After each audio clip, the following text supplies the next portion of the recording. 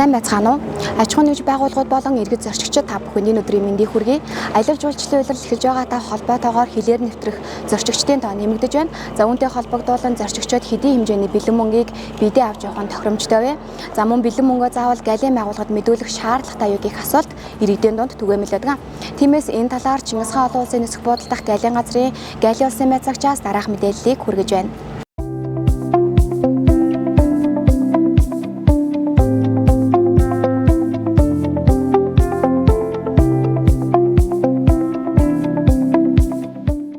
За иргэд зорчигчдын дунд нэг ойлголт өгдөө шүү дээ. Хэрвээ гайлд одоо бэлэн мөнгөө мэдүүлвэл татвар хураамж авдгаа гэх ойлголт өгдөг. Энэ одоо үнэн үү? Тодорхой одоо хууль журамд одоо үүнтэй холбоотой заалт байдгүй.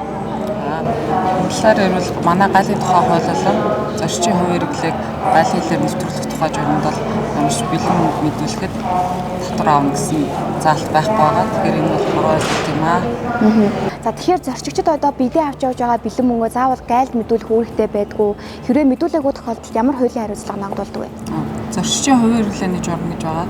Түүн заснаар бол зорчигч Монгол улсын иргэн гадаад иргэн байсан ч 15 сая болон түүнтэй тэнцэх хэмжээний валют мөн цахим мөнгийг бол гайлын хэлээр нэвтрэхдээ заавал мэдүүлэх ёстой. Мэдүүлэх шаардлагатай байдаг. Мөн гайл мэдүүлэхээс татгалзах тэгээд худал мэдүүлэх тохиолдол бол зөрчлийн тухай хуулиар шийдэгдэж зөрчлийн тухай хуулийн 11-22 санкцаар бэлэн мөнгийг хураах болон түүний 15% торгуул ногдуулдаг. За аялал жуулчлалын улирал эхэлж байна. Тэгэхээр яг энэ үед одоо иргэд зорчигчдоо анхааруулж хэлэх ямар мэдээлэл вэ? Аялал жуулчлалын улирал эхлэхээр зорчигчдын маань урсгал нэмэгддэг. Тэгэхээр зорчигчдоо анхааруулж хэлэхээр гэвэл та дайвар ачаа бити аваарай гэж зөвлөмөрөө. Хэрвээ та дайвар ачаа авсан бол зорчигчийн гайлын хэлээр гарахдаа нэвтрэхдээ улаан гарцыг сонгож нэвтрээд мөн гайлд мэдүүлэх бараатаа бол гайл үнэн зөвөөр мэдүүлээрэй гэж зөвлөмөр байна. За бид мэдээллийг Чингис хаан олон улсын нисэх буудал дахь галын газрын галын улсын байцаагч Ариун Зяагаас тодруулан хүргэлээ.